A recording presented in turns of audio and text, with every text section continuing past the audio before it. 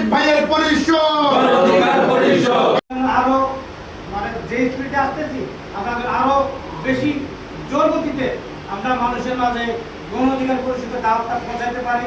এজন্য দেশবাসীর কাছে আমরা দোয়া চাই এবং সহযোগিতা চাই। দেশবাসী আমাদের জন্য দোয়া করবে এবং সহযোগিতা করবে। গণ অধিকার পরিষদ গত 4 বছরে যা করছে, সামনের থেকে আমরা আরো 120 কিলোমিটার স্পিডে আমরা যেন চলতে পারি এবং প্রত্যেকটা পাড়া মহল্লায় ওয়ার্ডের জন্য আমরা ঢুকে প্রত্যেকটা বাড়িতেই নূরের সালামটা পৌঁছে দিতে পারি। তো যাই হোক, আপনারা আজকে উপস্থিতি আমার সামনে যারা আছেন, মিডিয়া ভাইরা আছেন এবং আমার সহযোদ্ধা ভাইরা যারা আছেন, সবাইকে অসংখ্য ধন্যবাদ। এবং আগামী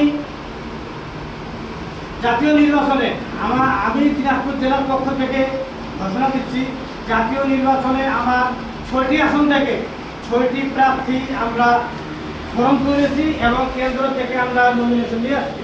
কেন্দ্র যাকে আগামী 8 তারিখ নূর ভাই আসবে দিনাজপুরে, আসে আমাদেরকে বিভিন্ন যারা আমরা উপজেলা থেকে আমাদের আসন থেকে যারা আমরা নমিনেশন করতেছি আমাদের হাত তুলে দিয়ে যাবেন এবং সবাইকে প্রচারের জন্য নির্দেশনা দেওয়া যাবে।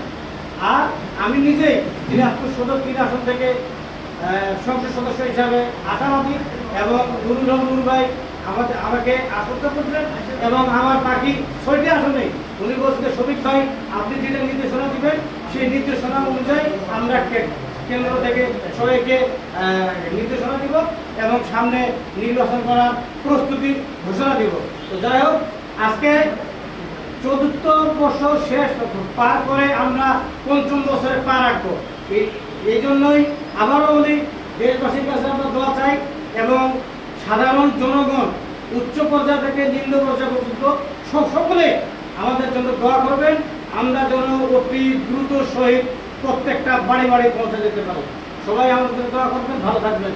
জনতার অধিকার আমাদের অঙ্গীকার, আমাদের অঙ্গীকার দেশ হবে জনতা। আসসালামু আলাইকুম। আজম ভাইয়ের পরিষদ, নূর ভাইয়ের পরিষদ, দিনাজপুরের পরিষদ, নূর ভাইয়ের পরিষদ, শফিক ভাইয়ের পরিষদ।